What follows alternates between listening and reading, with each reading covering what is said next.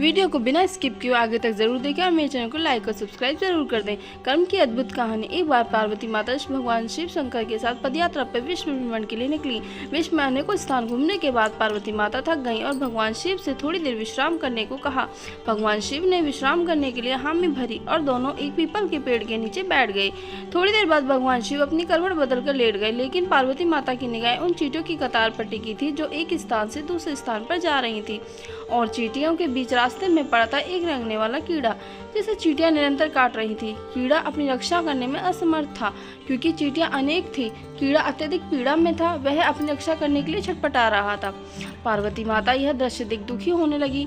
माता कैसे न कैसे उस कीड़े की पीड़ा मिटाना चाहती थी, लेकिन खुद करने में असमर्थ थी। तो पार्वती माता ने कीड़े की इस समस्या से निजात दिलाने के लिए भगवान शिव से प्रार्थना की कि भगवान शिव ने जब खड़े होकर उस कीड़े को देखा तो उन्होंने पार्वती माता को समझाया कि इस पर अपना ध्यान मत दो, यह किसी की पीड़ा में नहीं अपितु अपने कर्मों का फल भोग रहा है। लेकिन पार्वती माता अपने कोमल हृदय से इस कठोर और पीड़ादायक दृश्य को देखकर काफी दुखी थी।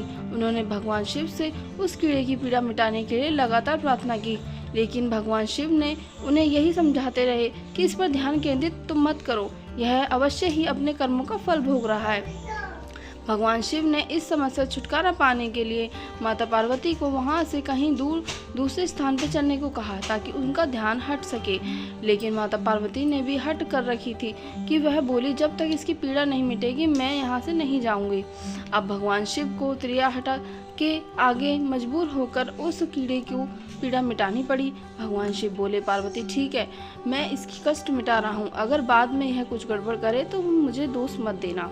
माता पार्वती ने कहा ठीक है महाराज, पहले आप इसका कष्ट मिटाएं। फिर भगवान शिव ने अपनी शक्तियों से उस कीड़े को राजा और चींटियों को उसकी प्रजा और उनके लिए एक बहुत ही सुंदर नगरी बना दी जिसमें राजा का आलीशान महल था। अब यहाँ से उस राजा की वास्तविकता शुरू होती है, जिस कारण वह एक कीड़े के रूप में पीड़ा मिल रही थी। जब सब कुछ बनकर तैयार हो गया तब भगवान शिव ने राजा से कहा भाई अब तू अपना राजपाट संभाल, हम चलते हैं। लेकिन राजा अपने व्यवहार से बड़ा ही घमंडी और एक चरित्रहीन व्यक्ति निकला। उसने माता पार्वती की सुंदरता पर मोहित होकर उनका हाथ पकड़ लिया और भगवान शिव से यह कहकर अपमान किया कि तू एक योगी वन वन भटकने वाला एक साधारण सा ब्राह्मण, भला तेरे साथ यह सुंदर स्त्री कैसे रह सकती है? इसकी जगह तो मेरे महल में है जिसे मैं अपनी रानी बनाऊंगा। इतनी सुंदर स्त्री एक राजा की रानी ही बन सकती है, ना कि एक साधारण से योगी की जिसे ना अपने आज का पता है ना कल का। अब मेरी बात सुन, यहाँ से चुपचाप चला जा, यह तो मेरी रानी बनेगी।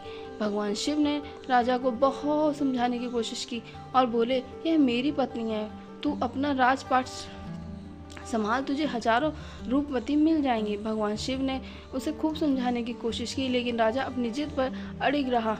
तो भगवान शिव ने कहा ठीक है राजा, तुम इसे अपनी रानी बना लो, मैं चलता हूँ। यह बात सुनते ही माता पार्वती भगवान शिव के चरणों में गिर गईं और बोली स्वामी आप मुझे इस दुविधा में छोड़कर कैसे जा सकते हैं? भगवान शिव बोले पार्वती मैंने तुम्हें पहले ही कहा था कि मैं इसका कष्ट मिटा दूंगा, लेकिन बाद में अगर यह कुछ गड़बड़ करता है तो तुम मुझे दोष मत देना। माता पार्वती हे नाथ मुझे क्षमा करें, मैं कर्म सिद्धांत को नहीं पहचान सकी। अब मैं समझ गई यह घमंडी और चरित्र मानव अपने पिछले जन्म के कर्मों का फल भोग रहा था। इस कुरूप मानव ने अवश्य ही अपने जीवन में अनंत पाप किए होंगे, जिसका दंड इसे इस कीड़े के रूप में भुगतना पड़ रहा है। भगवान शिव प्रसन्न हुए कि चाहे पार्वती ने जिद करके ही इसका कष्ट मिटाना ना चाहा, परंतु अब वह कर्म सिद्धांत को समझ चुकी थी। फिर भगवान शिव ने अपनी शक्तियों से परिस्थितियां पहले जैसी कर दी। राजा को वही कीड़ा और प्रजा को वही चींटियां बनाकर उसके कर्म सिद्धांत को उसके हाल पर छोड़ दिया। अब माता पार्वती भी राजी राजी भगवान शिव के साथ अपने भ्रमण पूर्ण प्रारंभ करने के लिए चल पड़े। तो दोस्तों प्लीज़ मेरे चैनल को लाइक और सब्सक्राइब जरूर कर दीजिए। मिलते हैं हम नेक्स्ट वीडियो में।